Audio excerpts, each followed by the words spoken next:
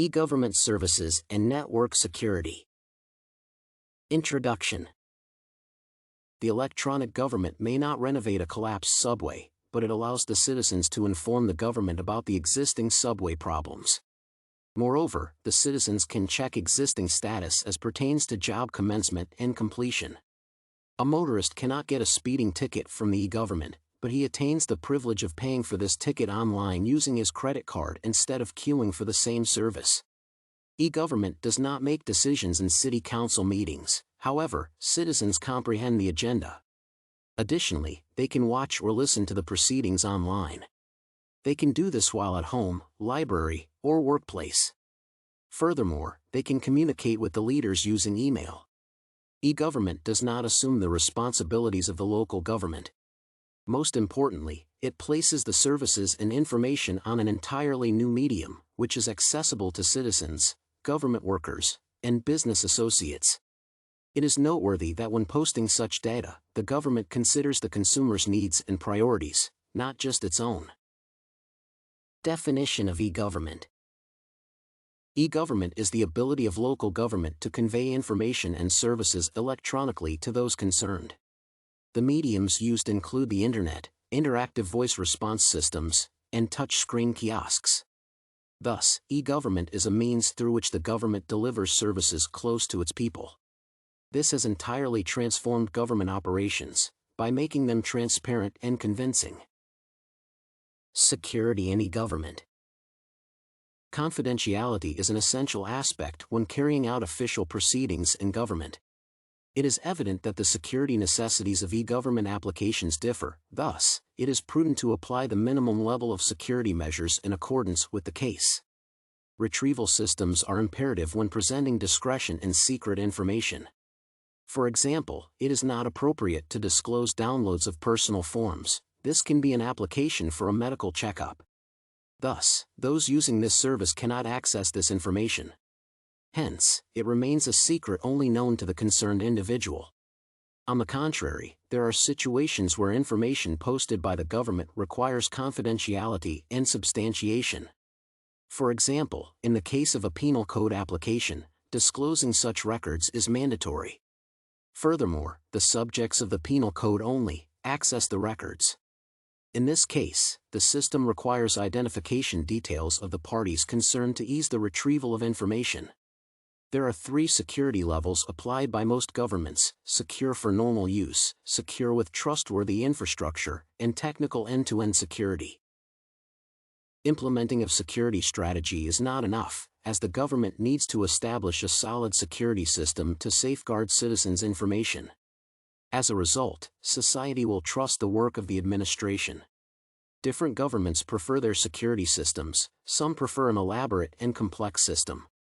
Conversely, some prefer an easy but efficient system. Moreover, many security analysts have suggested that an excellent security system should not be complex or reduce flexibility in any way.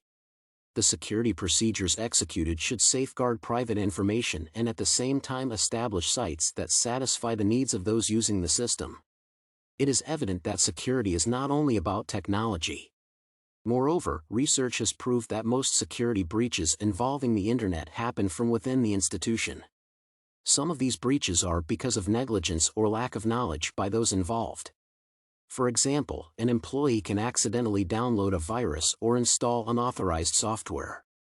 To prevent this from happening, a local government has the duty of educating its employees on efficient ways of protecting data.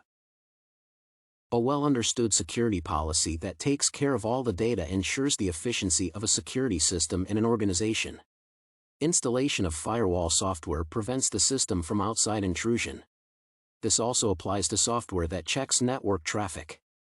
Furthermore, this software helps in the identification of illegal efforts to upload, alter, or damage files and data. A technology known as public key infrastructure, PKI, or digital signatures, provides reliable security for local governments that offer complicated e-government services. These services include online transactions or legal documents. Most importantly, PKI makes use of encryptions to guard susceptible data.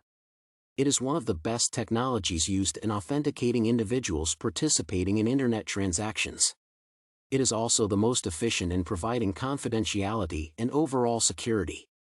On the other hand, PKI has its demerits, which include its legal binding requirements. Moreover, it can slow down the electronic processing of transactions if not well operated. Currently, this software is expensive to purchase. Local governments use various tools to maintain the security level of their data. One of these tools is biometrics, which involves scanning body parts such as the face, thumbprint, or eye retina. Most importantly, through scanning of these body parts and comparing them with records and databases, the computer records an accurate identification process. Many government departments such as NASA apply this technology, thus, local authorities have started implementing it. It is noteworthy that the use of biometrics is faster, more efficient, and more reliable than PINs. The other outstanding advantage of this technology is the fact that it trims down labor costs. However, biometrics and PKI are not perfect in their operations. Thus, local governments should put in place a disaster recovery plan that identifies the critical applications involved, and hence, apply the relevant and efficient measures to bring it back in case of a disaster or security breach. Frequent testing and updating of the plan are essential. Moreover, those concerned should be ready to initiate the recovery strategy in time. It is imperative to back up systems and data with copies stored at a location far from the main processing site. Conclusion. E-government is the best and most efficient means of involving citizens in administrative issues. Moreover, it provides the government with a reliable way of receiving feedback from the public. This enables it to address areas with deficiencies. However, this system of government can be disastrous and costly in case there are no sufficient security procedures in place. This ensures efficient data protection, thus, avoiding its misuse. Most local governments have implemented the three most efficient levels of security. Moreover, there are technologies and tools used in providing security for the data. These include PKI and biometrics. Moreover, they are the best technologies for data security. Conversely, they have demerits, which the users must be conversant with to avoid inconveniences. Most importantly, any government security of data stored in databases receives the highest priority and attention.